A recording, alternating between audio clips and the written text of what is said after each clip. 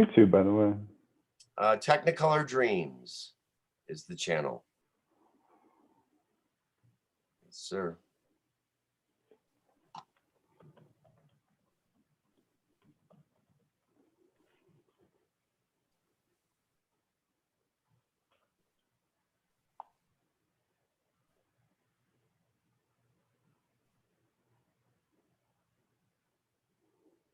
YouTube, by the way.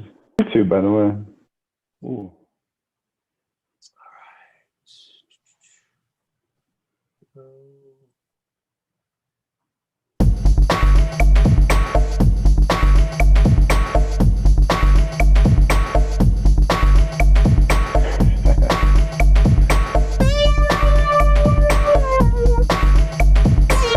I can dig it.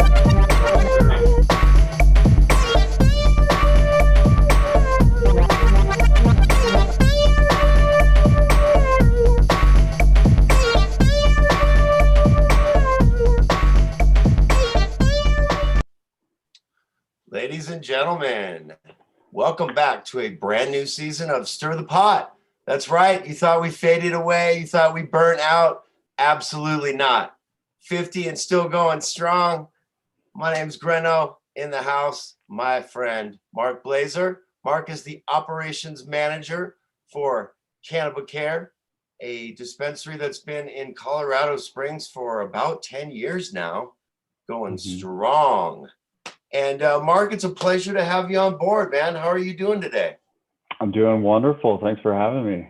Absolutely, man. So I like that intro song too. Oh, thank you. Thank you. It's something I was working on myself in this little studio right here. We're in the cozy confines of the basement studios here. And we're also live on YouTube, my friend. So Technicolor Dreams channel. So you're out there in the hello world. The webosphere. Yes, sir. Yeah. So how are you doing today? I'm doing fantastic. Yeah, I'm doing good. Doing good. Awesome. Well, I appreciate you being with us. And first off, again, it's a cannabis related show. And you've been in the industry a long time. But before we get into all that good stuff, let's talk about your first experience with cannabis. What was it like? When was it a year ago? Were you 5?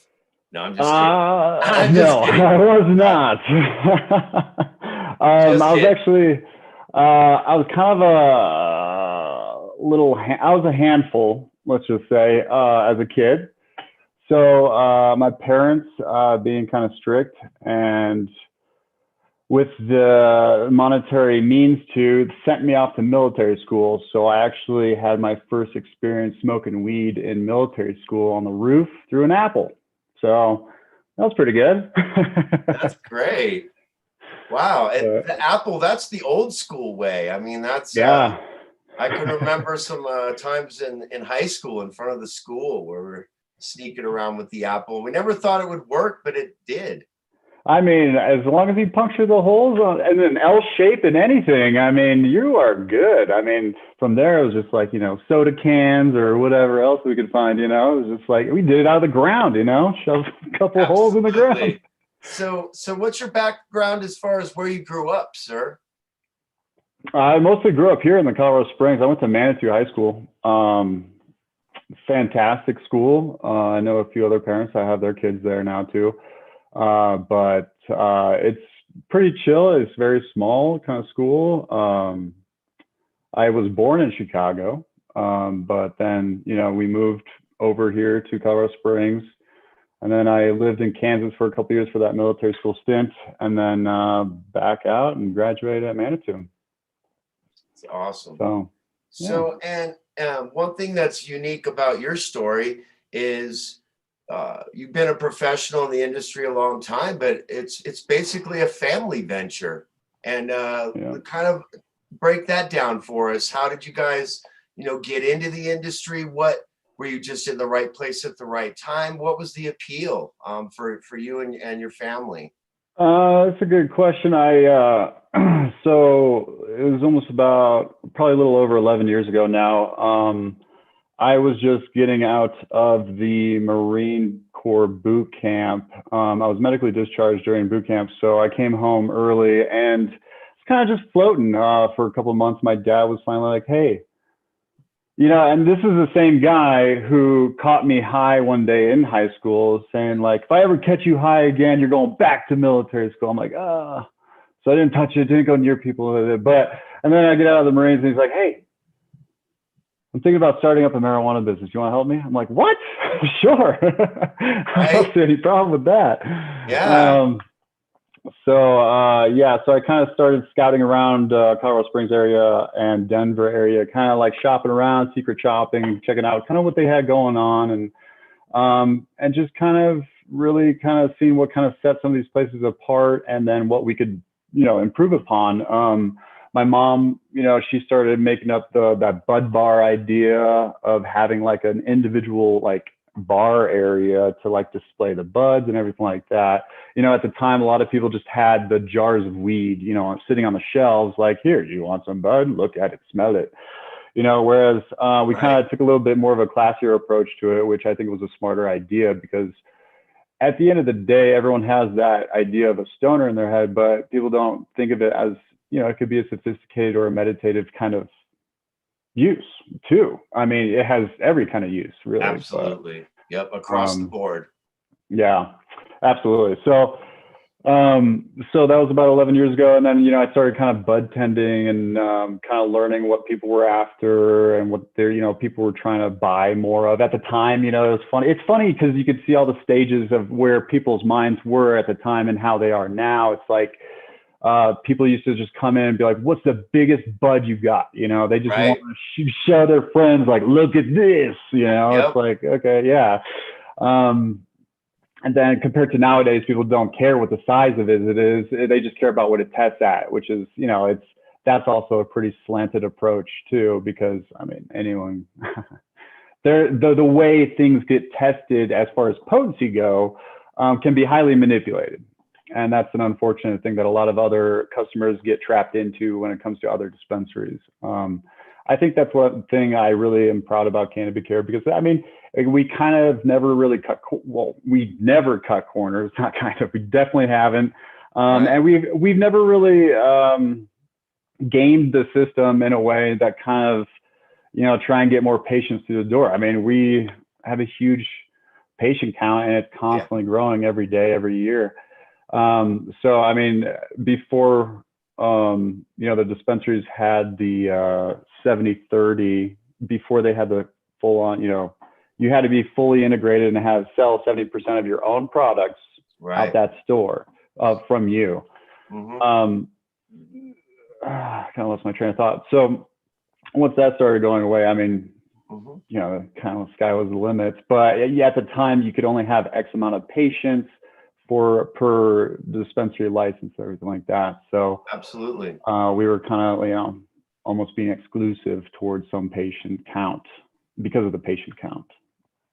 But I mean, we would still let them buy it at a customer price, and everything like that. Yeah. One of the unique things about you guys is your location as well. You guys are east of Colorado Springs, which really the only game in town really out there, correct? Yeah. We're unincorporated El Paso County. So I think everything past that Powers Road or whatever is basically unincorporated county. So the county commissioners don't really like us out there a whole lot, which is unfortunate. There was 3 of us out there and we're the last ones now.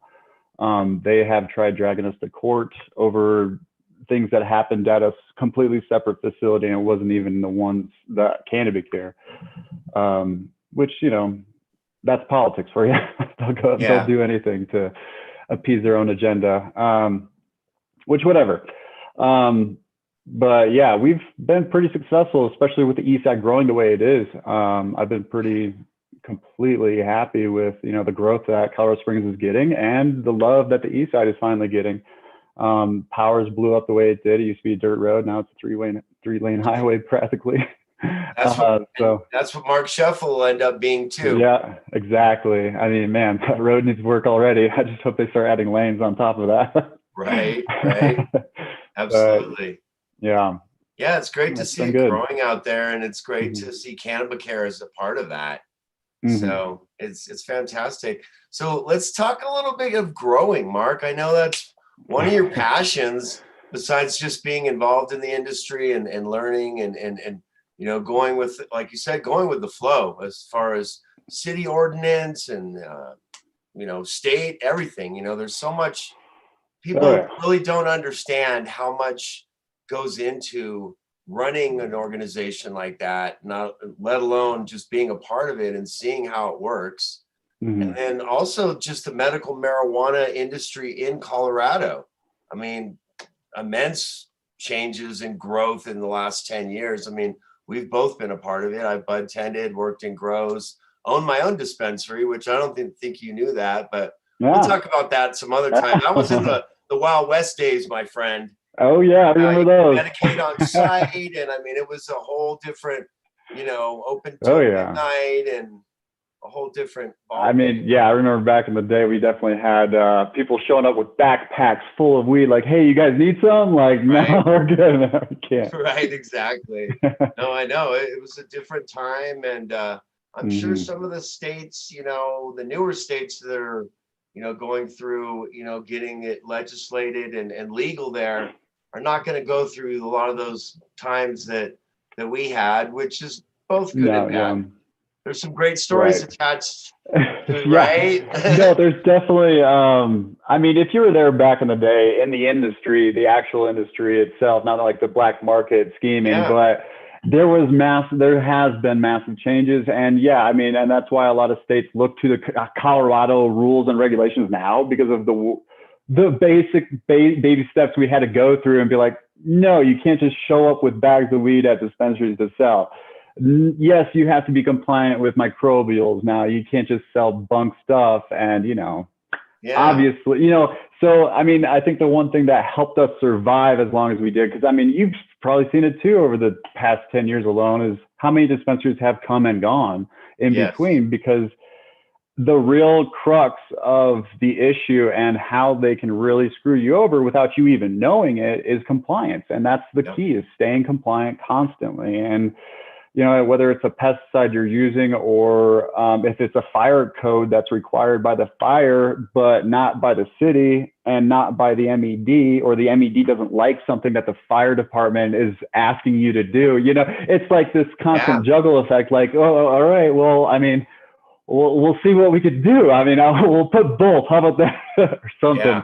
It is, and it's still going on to this day, just not as heavily of a lack of communication between those departments. But I mean, it's just, there's still, a lot of things and intricacies to the compliance that, can really get you, it's like, and luckily a lot of those departments aren't out to get you anymore. They've really kind of calmed down quite a bit. Whereas, 5-6 years ago, when rec was also starting to hit the market, they really wanted to nab all these dispensaries and non-compliant issuers that they're like, well, we have all these licenses that we just gave out, but only 20% are following them, or whatever it is. Exactly. So it's definitely a juggling effect, and it has been, it never won't stop, if that's a sentence. But and people don't realize it's heavily, regulated. This industry, much more than so many more different industries. People really don't have an idea of that. Not only, even patients really don't, We've seen behavior sometimes in dispensaries where it's like, you're not in a bar at 1:30 in the morning right now. You can't, you can't just shout obscenities or, different things that we've all experienced and things. Sure. But let's switch gears a little bit. I'm intrigued. Okay, so I've been a fan of Cannabicare for several months now, and the strains that you guys bring in, and I work there, folks. If you guys want to know, I'm a happy employee, and I couldn't be happier. Honestly, I love the company. I love the culture. Everyone there is fantastic except Mark and Sarah. Yeah. Those are the two people I do work with. But anyways, Mark, I'm intrigued. A lot of these strains that you have are not just your normal, cut it, run of the mill stuff. So did that interest come through, you learning how to grow and wanting that kind of product, or did it Yeah, coalesce absolutely. I differently? mean, that kind of went into not only just being a bud tender, but being a grower and a consumer myself. It's like you can't really progress that well in any industry or any company that either you care about or whatever if you're not taking those steps to improve that company in whatever facet that it is. And it's not saying, oh, well, I'm going to complain all the time so this stuff gets fixed. It's not a complaint issue. It's like, what can we do better? And the strains have always been, in my opinion, kind of like a lackadaisical kind of thing with previous growers. I haven't always been the sole grower for Cannabicare by any means. I mean, we've had probably half a dozen growers before I came along and started just growing for exclusively Cannabicare. Sure.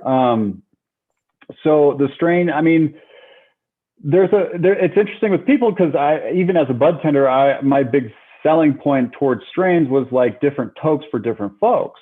People like variety, and everyone's going to find their strain that they absolutely love. And that's the beauty of marijuana, because it can be bred into any kind of strain that will absolutely give you kind of the effect you're always looking for. And of course, that's going to be you dependent, person dependent. And that's why it's so subjective. And that's why, it's not for everyone, which is fine. Mm-hmm.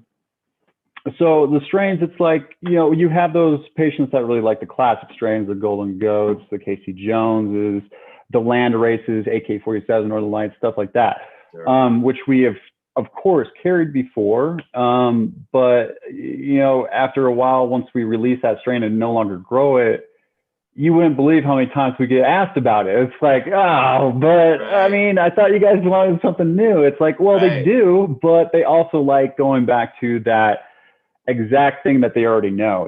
It's like sometimes it's good to venture out into the world and try the unknown, but you always come back home. You always like going back to what you love. Definitely. And so that's why I like to keep, I had to go back out and, acquire Durban and the Golden Goats and everything like that, because people like that flavor, that taste, those terpenes. They're so unique to those genetics. And then of course, you got those Girl Scout cookies, which is kind of like the new gen, which was also crossed with Durban poison. So you can't get away from Durban anywhere. So you got those cookie strains, but then, so I had kind of a following, I guess, on Instagram, to where I was just posting pictures. It was kind of like my resume, because like the marijuana industry in general, you never know what's going to happen with it. If the feds are finally going to come in and just, put down the ban hammer. That's it. Thankfully they haven't. No, it's absolutely true. Every day. I remember raids early on. When I bought this house, I had to get audited 3 different times because of where I was getting the money from. It was from a weed place. It's like, it's scary. Oh no! Like, God forbid I make a living doing anything involved with, getting taxed on my paychecks and anything like that. But yes, please audit me a bunch more times, please. Especially the day of closing. It was so ridiculous. I was all right, whatever, man. But so I started that little following, and had that thing going on, which was good. And then some breeders started gifting me some packs of seeds, and I tried them out, and I was basically one of their testers. And that whole thing's been kind of continuing, but some of these breeders have actually kind of blown up. Relentless Genetics, he's a great guy. He gifts me a lot of the stuff. There's quite a few other breeders that we carry, like the Sophie Dosi breath. A lot of these people like live down the streets from like in-house genetics, and the people that are like the main breeders, the ones that can grow, tens to hundreds of thousands of square feet of greenhouses just to test a strain, Wow. So it's like, and that's how you find those, million dollar strains, because like each one of those cuts is worth $1,000, Sell that 100 times, sell only 100 cuts, it's like, come on. Our clone trays at work are 50 cells a piece. So you just got to sell 2 of those trays and you're up 100,000. So, do that. No, I hear you. Do that just 10 more times, you got $1 million strain. So the money's there, but I mean, you got to put the time and money and effort into it to get to that place to Right. even think about making that kind of money. So it's like, just like any industry, you know, you know, you gotta do something that either A, sets you apart, or just have a pure driving force in what you're doing and love what you do, obviously, because that's what's driving you. You know, it cannot always be the paycheck at the end of the day, because then it's just a loveless job and almost feels thankless because you do it, but you know your boss is a dick. You hate the hours. You know, it's just kind of like a dead end rut, and you don't enjoy any part about it except the money. And then you just kind of become a slave to your own job, and it's like, why am I even doing this? I mean, the marijuana industry, like I say, and constantly, is just like any other industry, to where, you know, it really kind of depends on you and what kind of person you want to get out of it. Is like, are you in it for the monetary value? Are you in it for the education? Are you in it to, you know, whatever? Yeah. So it's kind of important to understand that as far as the marijuana industry goes too. For sure. And you kind of broke down a lot of interesting points. And so I just want to kind of trail back a little bit as far as some of these ingredients that you're talking about being successful as a dispensary, as a grow, having that passion. What are some of the ingredients that you think Cannabicare puts together to make it all work very well? Because it really does. The presentation, you walk in, it looks wonderful in there. It's welcoming. It's homey. You know, the bud tenders, second to none. And I've been all over this town, all over the state, and not only worked, you know, in the industry, but interacted with a lot of folks. And then your grow, so much passion and love put into those flowers and those plants, those girls every single day. I mean, these are tremendous ingredients that you guys are putting together over there. Yeah. You know, I think a lot of people who grow at home kind of do the same thing. They want to give their plants, their little babies, all the love in the world, you know? Yeah. And all you have to do is scale that up, you know, scale it up to a bigger setting. It can be a little hard because now there's more hands in the pot. So now you got bud tenders, you got managers, you got owners, you got growers, you got trimmers, you got, you know, everything in between. So you got to be able to keep that kind of energy going in that workplace. So, you know, our managers are great at understanding, you know, what are selling, you know, and what's not. And you know, that's kind of a big thing. And it seems easy, but it's so big, and so many managers. And don't get me wrong, we've also gone through our managers, our bud tenders, you know. Sometimes it feels like a revolving door, but thank God we're at a good spot with great employees in everything that they're doing. So, and it took us 10 years, over almost 11 years at this point, to get there. Yeah. So it's a growing type thing. You know, you can't just get there on day one, unless you are like literally cherry picking different people and like, I need you because you're good at this, or, you know, but that takes so much more, you know, knowledge into what you're going to be doing, that you're going to be successful anyway, because you have a plan, you know what you're going to do it, and you're going to realize that plan to fruition. So, I mean, the architecture was always spot on. I mean, I think it gave a beautiful, like, it's kind of like it's not corporate. And I think that's what makes it more inviting, you know? I mean, absolutely. I swung by Native Roots just to get some gas, but I just like kind of looked in there real quick. I was like, that's so depressing over there. Like, they just have this like glass caged window and like a tiny little like sitting room. The one on Galley? Yeah, dude. Yeah. I didn't even walk in, but I could just see inside. I'm like, I don't know. That doesn't seem fun. That seems like I don't want to feel like cattle, you know, like get in and get out, you know, like how they do it Manitou. That's a rough little story. You know, I worked at the one on Austin Bluffs, which is the one that's that's not gas and grass. But the one on Galley is tiny inside. And I subbed a couple times over there, and I always felt for those people. I'm like, it's good for inventory. But other than that, it's kind of like, man, it's cramped in there, you know, and you have 2 or 3 people. And shout out to my Roots people, though. I was over there Well, no, it's, one thing I want to kind of connect dots here is, I was with Native Roots for 4 years, in dispensary for 4 years. I come to Cannabis Care, and one of the first conversations I had with Sarah was, oh, this person's been here 3 years. This person's been here 4 years. This person's been here 2 years. And I'm thinking to myself, that's rare. That says, number one, you guys treat your employees well. Number two, people like what they're doing. They're focused on what they're doing, and they're happy in this environment. And I mean, I can only mirror that myself, but that was very, calming for me to know that, hey, man, this must be a good spot because people are here. They're in it to win it. Just like yourself. It's like you guys are focused. Shout out to your parents as well, and like just everyone that works there. Love you guys.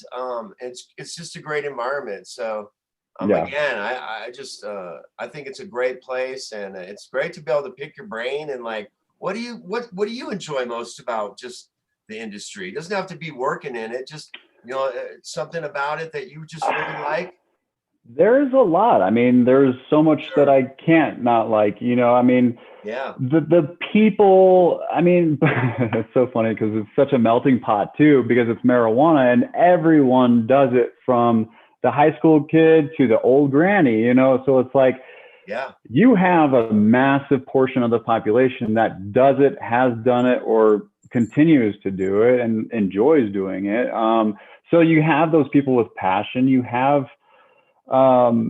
breeders that are passionate about their strains, their varieties. You have growers that are passionate about their plants. You have bud tenders that care about their patients. You got, managers that care about the supply and demand. Yeah, no, it's big. But I mean, you gotta, if you care about, stuff, then you'll probably do good. Right. It sounds so simple, right? And it actually is. No, it is. But, a lot of people and a lot of younger people, I don't want to pick on younger people by any means, but it's very common because they just don't have that experience, which means time in doing these things and realizing, oh my God, this is actually a really chill job. I just have to do these things and everything's chill. I can listen to music. I can come in my pajamas. It doesn't matter. I just need to do what needs to be done. We've seen it all. Probably not if you're a bud tender, though. I don't know about the pajama thing. So. Oh no, I've seen it. I'm sure. There was like 2 or 3 of my coworkers back in the indispensary days. I'm like, literally roll out of bed and like, Snoopy pajama pants on. What is this? No. I'm not one to talk. I'm basically just naked underneath from, shirt down. No, I'm just kidding.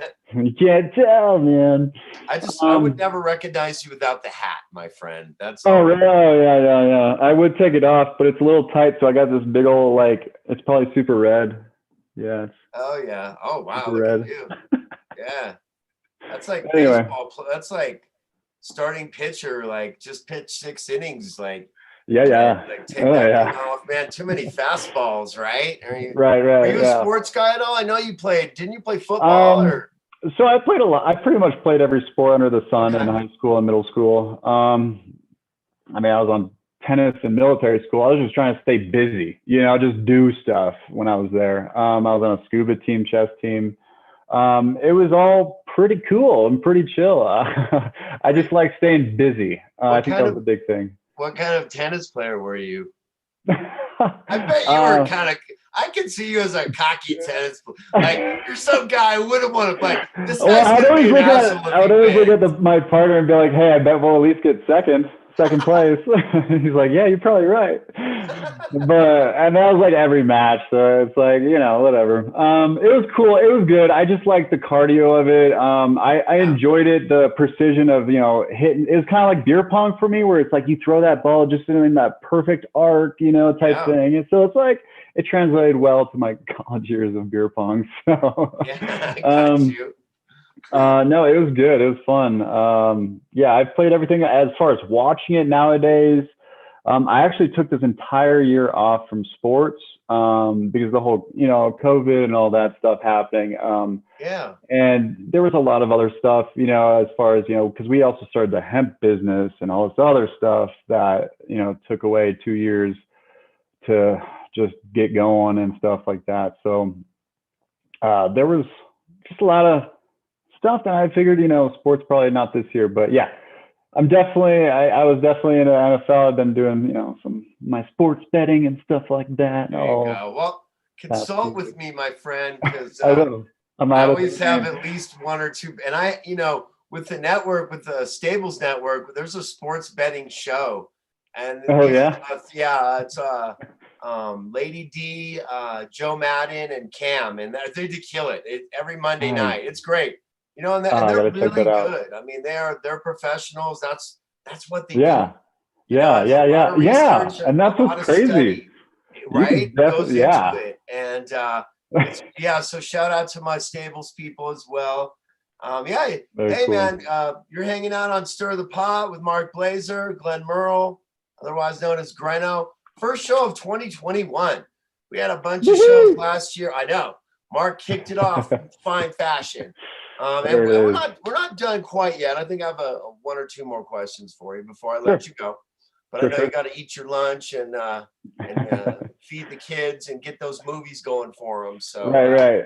So we'll get that going in a second. But shout out, Stir the Pot. We love you guys. Stables Media, always powered. Today we're on Zoom. Normally we'll be on StreamYard, but we wanted to just get this thing rocking and rolling. We are also live on YouTube. That's Technicolor Dreams channel. Please subscribe. We need all the love we can get. You're going to see some awesome programming. Stir the Pot, Sunday Spin, the Art Channel, a bunch of cool music videos I made with my friends and my family. Woo, man, a lot going on, my friends.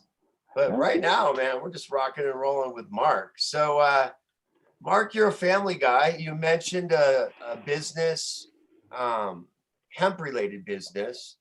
Great product. So talk a little bit about that and let people know where you can get them hooked up with the goods.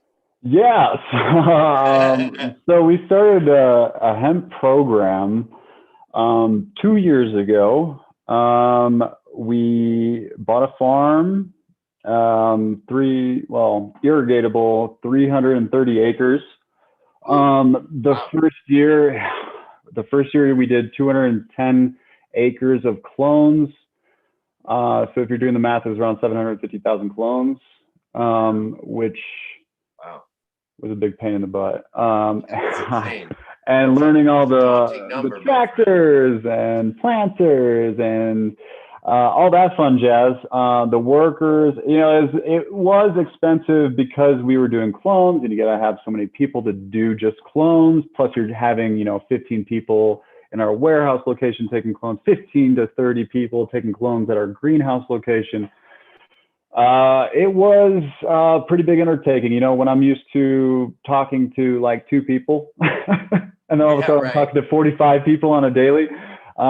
It wasn't overwhelming. It was just getting everyone coordinated onto the same page, which was okay at the warehouse location because those were all local people. But the problem with the people at the farm was a lot of them were from Texas. And so if like one of them quit or whatever like that, the delay to get, more hands on deck was X amount of days. Sure. Plus then you have to retrain them. There was a high turnover rate over at the farm compared to the warehouse. So it kind of cut down some production. We were kind of scrambling a little bit because of, small issues like that. But we were able to plant that. And then the following year we said, screw all the people, let's just make some seeds. So I was able to develop a feminized seed program to where I just reversed the females to create pollen and then pollinated my other females in big Connex trailers or big rooms. We have, the warehouse is, 10,000 square feet. So I got plenty of room to do breeding for however many plants I want and need. So I just calculated how many seeds a plant would produce by X amount of plants per variety, and then planted those and learned how to use the seeder or the grain driller. Goodness, sorry. I had a head. You can take a break there. Yeah, that's all right. Maybe get some water or something. Yeah, wow. Take a sip of some fine Coca-Cola. So learning all those equipments and then planting all the seeds last year, we had a really good success with minimal overhead, basically. Yeah, So that worked out pretty good. You know, where we were located, we had a wind issue. It's you know, the basic tundra of Colorado is just, you know, very flat and very windy. So yeah. that was interesting. I mean, it basically blew down our greenhouses more than it blew down our plants, thankfully. Wow. So, you know, and that just goes down to R&D of knowing what you're doing. And, you know, hindsight's always 2020, but you learn from those mistakes. And trust me, over 11 years, I mean, I've made mistakes. Nobody's perfect, but as long as you're willing to accept and realize those mistakes, that's what will make you better, because then obviously you won't make them again. You know, burn your hand on the stove once, shame on you. Do it again if you're a freak. Absolutely, man. No, that's a great point. You don't want to keep doing know it. Some you people learn like that, but we just don't happen to be those type of people. Yeah, yeah, exactly. So yeah, those 11 years is a lot of knowledge, a lot of mistakes, and learning from those and rectifying those issues and kind of honing in on what works and what doesn't. So, and something that doesn't work isn't necessarily a mistake, but you have to also be able to recognize that it's not working. Right. By not recognizing something's not working is a mistake. Definitely. So you have to be able to recognize that and kind of move on. Yeah, and you see that both in the front end and back, you know, in the grow, and also front end. You've seen, you know, every dispensary, you know, organization like that is not immune to those issues. Sure. You know, there's always work to be done. That's the thing too. You know, there's always room for improvement, things that can be done better, processes that, you know, what do we always say? Work smart, not hard, right? And I mean, hey. It's the difference between, you know, 50-pound bags of moonshine and sitting there and shoveling it. But hey, muscle man. There you go. Right? There's nothing wrong with that. And that's the one thing, Mark, I love about my job is it's an honest day's work. You know, I look back and I know, oh, I did that. You know, high five with Sarah, with you guys, and be like, I physically see what I've done. Whereas on the bud tending end, you know, you mentally might, you know, feel that way or something if someone says, oh, that really helped or stuff, but it's a rougher terrain in my mind. I do prefer the backside, you know. I like the bud tending. It's so fun because it's like, man, first off, people, it's like selling a car. People are coming to you because they need a car, right? Right. So they're coming to me because they need something that's marijuana related. So it's like, well, I can sell you this, or this big ass bottle of this, or, you know, it's like you can keep stepping it up, you know, depending on your limits, because nowadays, you know, with all these edible testings, you have to have a certain amount of milligrams and it has to be, you know, exact within X amount of percentage. So you can literally scale any, not necessarily a sale, but what they're looking for, and be like, well, I mean, I know what you want, here it is, but I could also help you out with even more, like this salve, if for your hands or anything like that. Those extra things, man, that they might not think they even need, that might have more of an impact than the things that they came for. Yeah, absolutely. Yeah, and that secondary thing that they didn't originally come in for, that's probably what they'll end up keep coming in for. Yeah. You know, because they didn't even realize it existed. And that's the duty of the bud tenders, to show them and kind of open up their eyes to the wonderful world of what marijuana has to offer. That's right. And back down to someone, you know, such as you, that it matters so much on everyone's job, and even yours and Sarah's and mine. Everybody's job matters, because anything and any piece of that puzzle, if it doesn't fit or doesn't work any longer, can fail. Yeah. Like if that bud doesn't get cured right, I could grow it and it could look the best, but if that cure is off and all of a sudden it smells like mold because it's too wet, I just botched the whole 2 months or 4 months that those plants were alive for. You know, so I saw like 20 or 30 pounds of strawberry cough get tossed just because of the inner mold. The plants the buds were so big that, you know, when they to the curing process just didn't work. But yeah, it's like 20 or 30 like, beautiful plants. But no, you're right. You know, it's just every job is builds on each other, and every component is like interlocked, you know? And well, that's what the beautiful thing. I mean, I've worked at places where, quite frankly, sometimes it didn't work like a machine, and you notice the difference. And when it does, and everybody's, you know, focused, passionate, eye on the prize, that's Care, man. That's you guys should be proud. And I'm just glad that you guys are still rolling and still doing this after that. Like you said, so many places come and go, and you guys are still, you know, I should say, I'm part of it too. And I'm proud to be a part of it, man. Like, shout out to my buddy Sarah for getting me in the job, and for Mark, for you for believing in me. Seriously, like, absolutely, times are tight, man. You know, right now with COVID, let's be real, like, jobs are really hard to find. So to land a spot with you guys and have to put up with your and Sarah's crap every day. Small price to pay, Glenn. Small price. We're you know, it's like we're a tight group. You know, we can joke around like that. You know, that's why I wanted to bring a little of that into the show today, because that's how we do it. It's like we have fun, we make things work, and you know, it's like that's everyone up front too. I mean, they're just killing it up there. I remember one day you came in, you're like, there's a line like outside the door. Yeah. That's not a one-time thing.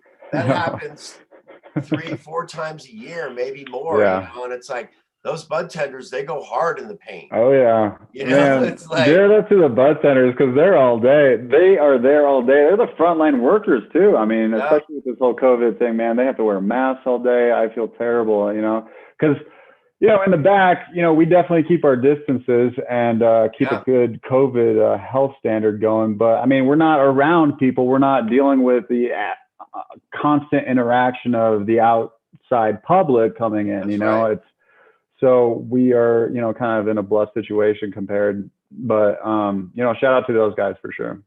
Yeah, all of them, man. They're grand. All of them. You know, we're gonna have Sarah on. I guess she was supposed to be with us today. She couldn't make it. We're gonna have her on. I'd love to have, you know, some of the other leadership up front, like Virgil, people like that, want to come on the show, hang out. Maybe we could have a Care hangout night. There you go. You know, yeah. Disperse some information to folks. But Mark, you've been such a treat. You've been definitely one of my favorite guests of all time. Oh. Well, but hey, before we have to go, I'm not just saying that raise. Not right. Not just saying, you know, I don't bullshit. Yeah. But the thing is let people know about how they can get some of the, what's the brand, your wife's brand? It's all right. So it's remedyfarms.com. Let me double check that. Yeah, because it's a great product. I tried the bath bomb, the 500 milligram, broke it up, had like 3 baths with it. She is killing it. I know. Yeah, she's absolutely killing it. I actually wish I asked her for a code before we started the show. I can get some kind of discount code or coupon going. Put it on the Facebook page, sir. Okay, fantastic. Yeah, absolutely. Yeah, and then that will probably also route them over to her group and everything like that as well, which she's got a really good following going. She has anything from facial creams to bath bombs to bath salts. Really, really good looking stuff too. Really proud of the way she's progressed. And she does a little kind of like a monthly bath bomb, like a specialty that month. This month was kind of like a self-love ritual type thing because it was, you know, Valentine's Day. Hey. I'm sure next month, I have no idea what she's got planned, but you know. Yeah. So you said remedyfarms.com?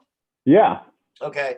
And just to let the people know, we will embed that in our information, also in the YouTube details. I'll go ahead and put the website in there as well. And yeah, we'll get that code rolling, and man, get people some amazing CBD products. Yeah, absolutely. So Mark, I want to just thank you for your time, my brother.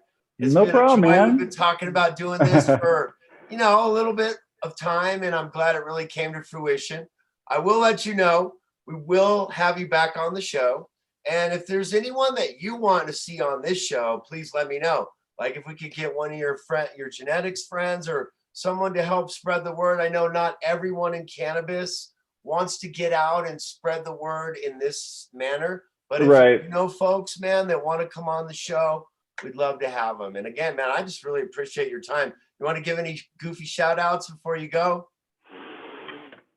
Some more funky music? Yeah, play me out with some funky music, man. Okay, man. All Shout out to the world. Okay, yes, thank you. And Mark, again, stay strong. Been hanging out on Stir the Pot. My name's Greno. His name's Mark Blazer.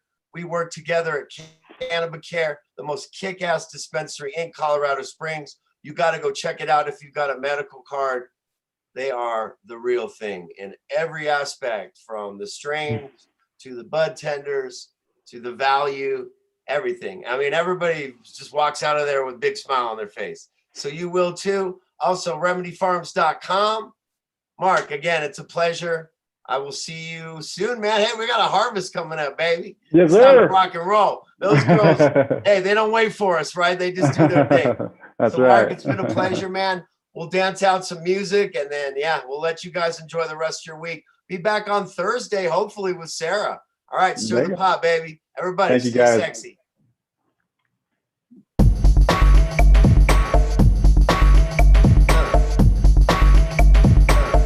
I like that.